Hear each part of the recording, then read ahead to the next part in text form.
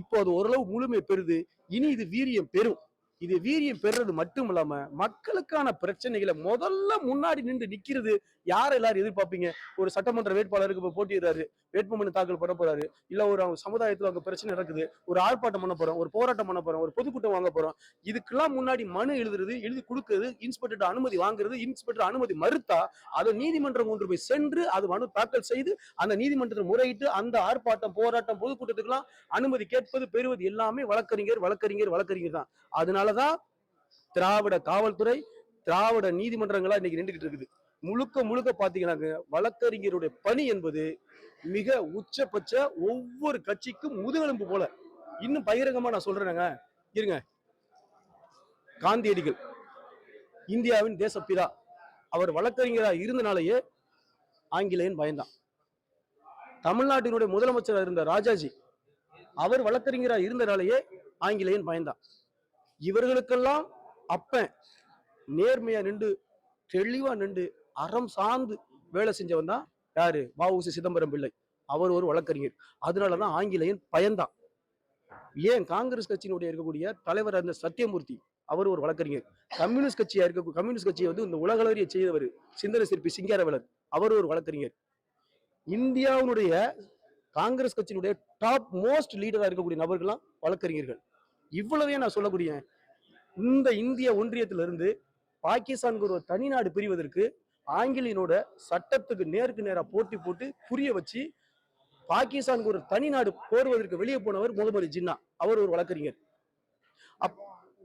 மக்கள் எல்லாம் யாராவது நாம் தமிழர் கட்சிக்காரங்களை வந்து கைது பண்ணவோ அந்த மாதிரி ஏதாவது இருந்தா நீங்க உங்களுக்கு உதவியா வந்து அதாவது போலீஸ் அலுவலகம் போறதோ இல்லை அங்கே போய் அவங்களுக்காக சார்பா நிற்கிறதுக்கு வாய்ப்பு இருக்காங்க. இப்போ கட்சி எங்கேயா போராட்டம் நடந்தது, நாம் தமிழர் கட்சிக்காரங்க கைது பண்ணிட்டாங்க.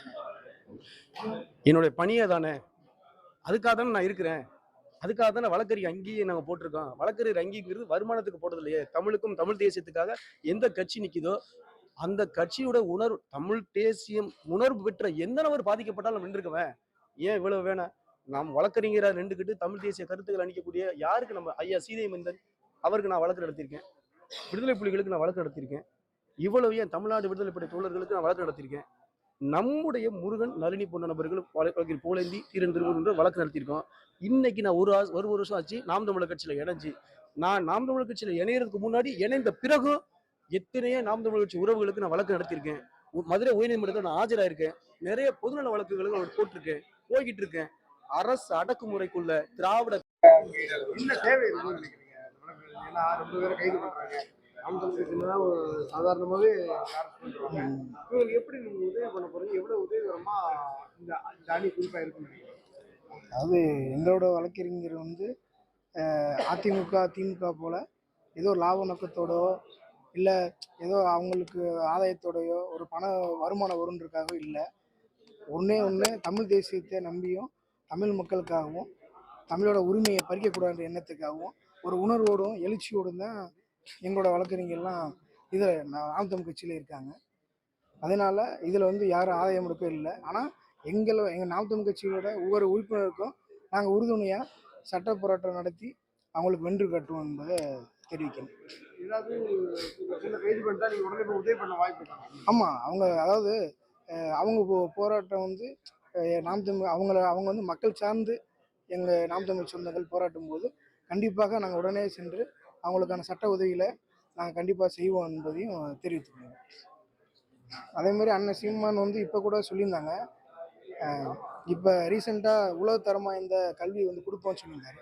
இதன் பிரதிபலிப்பு விதமாக தான் இப்போ கேரளாவில் நீங்கள் பார்த்தீங்கன்னா தெரியும், இப்போ அறிவிச்சிருக்காங்க இலவச கல்வி வந்து காலேஜ் எல்லாத்துக்குமே. ஏன்னா இன்னைக்கு ஒவ்வொருக்கும் அடிப்படை தேவையே ஒரு குடும்பத்தில் வந்து இதுதான் உண்மை. மாதம் வந்து 20,000 ஸ்கூல் ஃபீஸ் கட்டிட்டு இருக்காங்க. அதை அண்ணன் சொன்ன மாதிரி இன்னைக்கு ஒவ்வொரு மாநிலத்தையும் செய்கிறாங்க என்பது ரொம்ப பெருமையாக இருக்குது. இது நம்ம தமிழ் தேசியின் அடையாளம்ன்றது அண்ணன் சீமான் சொன்னது போல நடந்து வருது நான் தெரிவிச்சுக்கிறேன். நன்றி. காவல்துறை எங்கு நின்றாலும் தமிழ் தேசியம் என்று பேசி யாரை அடக்கி ஒடுக்கி வைத்தாலும் தீரன் திருமுருகன் உள்ளிட்ட நபர்கள் களத்துல களங்காடுவோம். களங்கன்று தமிழர் ஆட்சி நாம் தமிழர் கட்சி அரியணை ஏறுவதற்கு உறுதுணையாக நிற்போம்.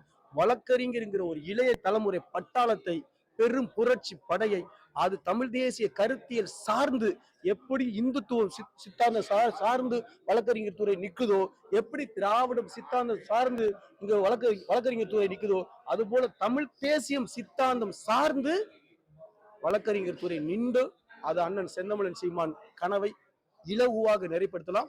குறிப்பா சட்டமன்ற தேர்தலில் திராவிட கட்சிகள் தமிழ் தேசியர்களுக்கு இடையூறாக நமக்கு நிறைய இருப்பான். இதை தவிடுபடியாக்கக்கூடிய பொறுப்பு யாருக்கிட்ட இருக்கு? வழக்கறிஞர்களுக்கு தான் இருக்கு. அப்ப அந்த வழக்கறிஞர்கள் என்பது ஒரு பெரிய விருட்சியமா என்ன ஆகணும்? வீறு கொண்டு நிக்கணும். அங்க வரக்கூடிய திராவிட காவல்துறை, திராவிட வழக்கறிஞர் நம்ம கூட சண்டைக்கு வருவான். இந்துத்துவ வழக்கறிஞர் நம்ம கூட சண்டைக்கு வருவான். வர்றவன் இந்துத்துவத்தை ஏற்றிருப்பான், தமிழனா இருப்பான். வர்றவன் திராவிடத்தை ஏற்றிருப்பான், தமிழனா இருப்பான். ஆனா நம்ம தமிழங்கிற தமிழ் தேசியத்தை ஏற்றுக்கொண்டு நம்ம கிட்ட சண்டைக்கு இருப்போம். அதையும் பக்குவப்படுத்தி, காவல்துறையும் பக்குவப்படுத்தி, அதிகாரம் இல்லாத இடத்துல அதிகாரத்தை பெறுவதற்கு நாம் அதிகமாக உழைக்க வேண்டும், அதிகமாக சட்டத்தை கையாள வேண்டும், அதிகமான சட்ட நுணுக்கங்களை கற்றுக்கொள்ள வேண்டும், மக்களை படிக்க வேண்டும். நம்ம அண்ணன் செந்தமிழன் சீமான் என்ன சொல்கிறாரோ அதை கேட்டு இன்னும் வீரியமா செயல்பட வேண்டும். இங்க இருக்கக்கூடிய இந்த ஊடகத்தின் வாயிலாக நான் சொல்லக்கூடிய ஒவ்வொரு கருத்திலும் நீங்கள் எஸ்எஃப்ஐயா இருக்கலாம், டைஃபியா இருக்கலாம், அது இந்திய கம்யூனிஸ்ட் கட்சி, அது மார்க்சிஸ்ட் கம்யூனிஸ்ட் கட்சியா இருக்கலாம். ஆனால் நான் பகிரங்கமா சொல்றேன், ஒவ்வொரு சட்டக்கல்லூரி மாணவர்களும், ஒவ்வொரு சட்டக்கல்லூரி மாணவராய் இனிமேல் பயிலக்கூடிய நபர்களும், வழக்கறிஞர்களும், இளைய தலைமுறையினும் தமிழ் தேசியத்தை ஓங்கி நிறுத்துங்கள். செந்தமிழன் சீமான் கரத்தை பிடியுங்கள். எங்கு ஓங்கி நின்றாலும் தமிழ் தேசிய புரட்சியல் அரசியல் படையுங்கள். தமிழர்களுக்கு ஏதோ ஒன்று நடந்தால் உங்களுடைய ஆதரவை கொடுத்து தமிழ் தேசிய அரியணையில் உருவாகிறதுக்கு வழக்கறிஞருடைய படையை இளைய தலைமுறையில் உருவாக்க வேண்டும். நீங்கள் சட்ட கல்லூரி முழுக்க நம்முடைய அரசியலாகத்தான் இருக்க வேண்டும். ஏனென்று சொன்னால் இது தமிழ்நாடு அரசு சட்டக்கல்லூரி, இது தமிழ்நாடு தமிழ் தேசிய அரசியல் சட்டக்கல்லூரி.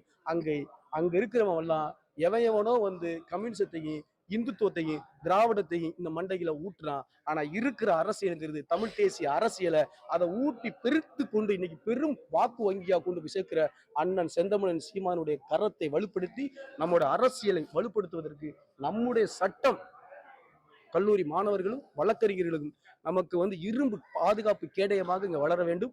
அதை நோக்கி நகர வேண்டும். வழக்கறிஞர் பாசறை மாவட்ட ரீதியாக, கிளை ரீதியாக, ஒன்றிய ரீதியாக, வட்ட ரீதியாக இது விருட்சியமாக வேண்டும். அப்படி விருட்சியமானால் மட்டுமே திராவிட காவல்துறை, திராவிட அதிகார வர்க்கம் பயம் கொள்ளும். நன்றி.